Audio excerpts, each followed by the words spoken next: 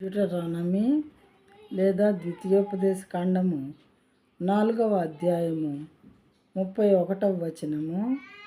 ద్వితీయోపదేశ కాండము 4వ అధ్యాయము 31వ వచనము.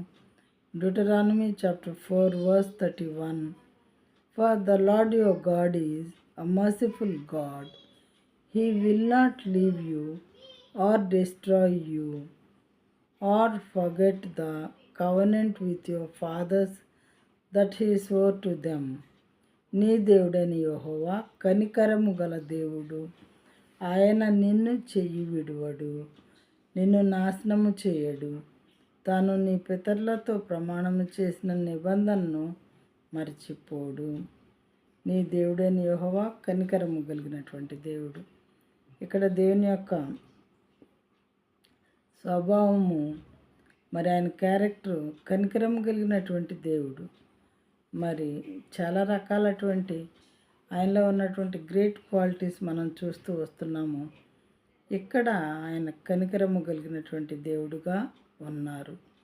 ఎంత గొప్ప దేవుడైనటువంటి దేవుడు మరి కనికరం చూపించాల్సిన అవసరం ఏముంది?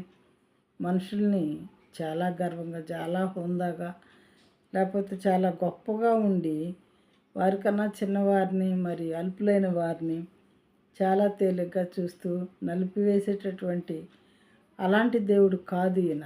జనరల్గా అంత మైట్ ఉన్నటువంటి వాళ్ళు డిఫరెంట్గా ఉంటారు మానవులైతే, కానీ ఈ దేవుడు స్పెషల్ గాడ్ కాబట్టి నీ దేవుడైన యెహోవా కనికరము గల దేవుడు కనుక నిన్ను చెయ్యి విడువడు.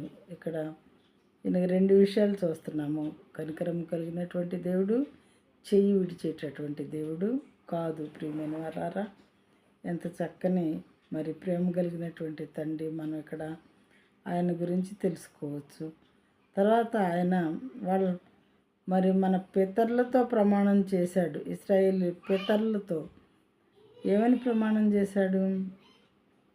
నీ పిల్ల తరాన్ని నేను ఆశీర్వదిస్తాను, నీవు నా నిబంధనలో మరి ఆజ్ఞలో గైకొంటే అని చెప్పారు. అదే రకంగా ఎవరైతే ఆ రకంగా ఆయన మాట విన్నారో వాళ్ళ పిల్లల్ని దేవుడు చేయి విడిచిన వారుగా లేరు.